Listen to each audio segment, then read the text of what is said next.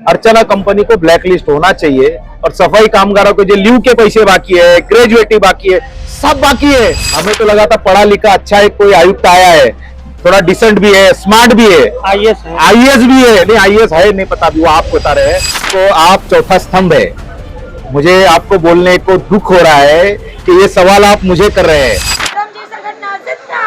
जिंदाबाद जिंदाबाद, सुल्तान भाई आगे बढ़ो, हम तुम्हारे साथ हैं। विवेक भाऊ आगे बढ़ो, हम तुम्हारे साथ हैं। अरे कोण बोलतो देणार नाही, शिवाय जाणार नाही। अरे कोण बोलतो देणार नाही, शिवाय जाणार नाही। या भ्रष्ट अधिकाऱ्यांचं करायचं काय, खाली डोकं वरती पाय। या भ्रष्ट अधिकाऱ्यांचं करायचं काय, खाली डोकं वरती पाय। नमस्कार, मैं गोपाल सिंह और आप देख रहे हैं real news network. Vasai Virar शहर महानगर पालिका मुख्यालय पे हूँ उपस्थित और यहाँ देखिए मुख्य गेट पर श्रमजीवी संगठन के सफाई कामगारों ने घेर कर रखा है। आखिर ये आंदोलन किस बात को लेकर है? सफाई कामगारों की कौन सी ऐसी मांग है जिसको लेकर महानगर पालिका का मुख्य गेट तक बंद करना? आइए हम बात करते हैं, बने रहिए और देखते रहिए रियल न्यूज नेटवर्क। क्या कहेंगे, किस बात को लेकर के ये आंदोलन हो रहा है?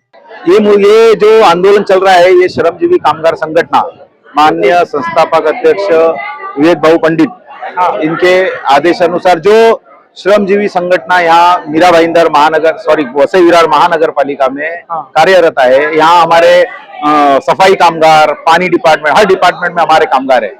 मेन मुद्दा ऐसा है कि आज साल भर हो गया टेंडर को, लेकिन कोई भी इंश्योरेंस, ESIC, लीव के पैसे, ग्रेजुएटी, सब बारों में कंटिन्यू मुद्दे पे मीटिंगें होती है, लेटर देते हैं, हफ्ता मांगते हैं, 10 दिन मांगते हैं, लेकिन एक ही मुद्दा किया नहीं जाता है। सब वैसा के वैसे ही पड़ा हुआ है। और एक कामगार जो हमारे विजय गरत जो कार्यरत है पानी डिपार्टमेंट की, एक अर्चना कंपनी, जो ये अर्चना कंपनी है, यहाँ एक अधिकारी है, उसमें पार्टनर है, इसके लिए उसके ऊपर कार्रवाई होती नहीं है। और आज एक कामगार बीमार हुआ, हमने उसका ट्रीटमेंट करने के लिए कहा तो भी कमिश्नर कर नहीं पाए और वो बेचारा मतलब हमारे बीच से चला गया। आज ये चला गया तो हमने दूसरे 2 बैनर लगाए कि ऐसा तो नहीं, और 2 जन 4 जन उनके भी फोटो लगा के हम इसी तरह यहाँ बैठे क्या। अच्छा, एक सवाल पैदा होता है, इससे पहले जो कॉन्ट्रैक्टर थे, आज से 6-7 महीने पहले, क्योंकि मैंने यहाँ आंदोलन में आए हुए लोगों से बात की तो उन्होंने कहा है कि ये 6-7 महीने से ना 1200 रुपया कम, 1300 रुपया कम। बराबर बोल रहे हैं आप, ये भी आप बराबर बोल रहे हैं। और यहाँ सबसे बड़ी बात क्या है कि कॉन्ट्रैक्टर अदृश्य, मतलब वो कॉन्ट्रैक्टर दिखता नहीं, वो अधिकारी ही कॉन्ट्रैक्ट चला रहे हैं। क्योंकि हमारे माहिती, हमारे को जो लोग बताते हैं कि 25-25, 30-30% कमीशन है, तो टेंडर खुद ब खुद चल रहा है। मतलब उसका कोई माई बाप नहीं है, कोई सेठ नहीं। अभी अगर आप बोलोगे कि मालक को खड़ा करो तो कोई भी टकला, कोई भी पागल आके खड़ा रहेगा, हर चीज को हाँ बोलेगा और चला जाएगा। वो बोलेगा मैं मालक हूं। तो ये कंपनियों के मालक कौन है?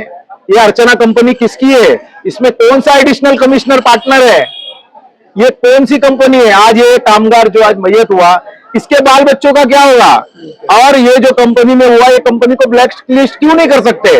अर्चना कंपनी को ब्लैक लिस्ट होना चाहिए और सफाई कामगारों के जो लीव के पैसे बाकी है, ग्रेजुएटी बाकी है, सब बाकी है, क्यों नहीं दे रहे? ऐसा क्या हो गया? हमें तो लगा था पढ़ा लिखा अच्छा एक कोई आयुक्त आया है, थोड़ा डिसेंट भी है, स्मार्ट भी है, आईएएस भी है। नहीं आईएएस है नहीं पता, अभी वो आप बता रहे हैं। हमें नहीं, अगर होता तो उसे ये गरीबों की, वंचित लोगों की तकलीफ लगती और वो नीचे आता और इनको बोलता नहीं इस तरीके से आप मत बैठो, मैं आपके सब काम करके दूंगा। लेकिन उसको वो चीज नहीं है, वो सिर्फ यही सोच रहा है कि वो इंसान नहीं है, जानवर है। क्योंकि पढ़ा लिखा है ना, उसको लगता है ये सब जानवर है। तो हमें ऐसा लगता है जब हमें जानवर है तो ठीक है, हम जानवर बन के हमारा हक लड़ेंगे। क्या होगा श्रमजीवी संगठन अगर आज कुछ फैसला नहीं होती है तो आगे हम तो यहाँ आज हमारे यहाँ रुकने वाले, हमने दोपहर का खाना बनाया, फिर रात का खाना बनाएंगे, हम यहाँ रुकेंगे। और हमारी आगे की रणनीति ऐसी है कि हम सोच रहे हैं कि यहाँ से ट्रेन पकड़ के हम वर्षा जाए, क्योंकि यहाँ तो न्याय मिलेगा नहीं। हम आके उनको बोलेंगे साहब कि आप जो बिठाया है ये आईएएस है, ऐसा पत्रकारों ने बताया हमको पता नहीं, हम पढ़े लिखे नहीं है, हम तो वंचित है, गरीब है, हम क्या पढ़े, हम अंगूठा छाप है। लेकिन वो पढ़ा लिखा है, तो वो पढ़ा लिखा है तो उसको आपने कहाँ पढ़ाया वो भी हमको बता दो, और ये पढ़ के कहाँ से आया ये भी बता दो। अच्छा सर, एक आप श्रमजीवी संगठन से एक सवाल पैदा होता है, सफाई कामगारों का जो ड्रेस कोड होना चाहिए, शूज हो, ग्लव्स हो, ये भी उपलब्ध नहीं रहते, उनकी जान पे बनी पड़ी है, उसके लिए भी कुछ आज आप बातचीत करेंगे या नहीं करेंगे? सर मैं आप चौथा स्तंभ है। मुझे आपको बोलने को दुख हो रहा है कि ये सवाल आप मुझे कर रहे हैं। आपने ये सवाल किसको करना चाहिए? कमिश्नर को, क्योंकि आप सामने देख रहे हैं। देखो हालत, ये देखो, ये नीचे हालत देखो, ये लोगों के कपड़े देखो, ये देखो कैसे इनके कुछ है, कुछ नहीं है। लेकिन बेशर्मों जैसा काम है, किसी को पूछ पड़ी नहीं है। आप समझे? इसीलिए मैं आपसे हाथ जोड़ के विनती करता हूं, हमारे माध्यम से हम तो लड़ ही रहे, लेकिन आप शहर के एक नागरिक, आप चौथा स्तंभ, ये नाते से आप कमिश्नर को बोलो भाई या तो काम करो या कुर्सी खाली करो, दोनों में से एक काम तो करो। सुना आयुक्त साहब, आंदोलनकारी कह रहे हैं कि आप लोकतंत्र के चौथे स्तंभ हैं और जाके सवाल कीजिए आयुक्त से। लेकिन सवाल पैदा होता है यहाँ भी कि तीसरी मंजिल तो बंद ही है, हम जा ही नहीं सकते हैं तो सवाल कैसे करें?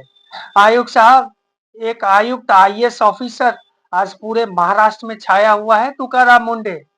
उन्होंने कुछ किया तो होगा ना?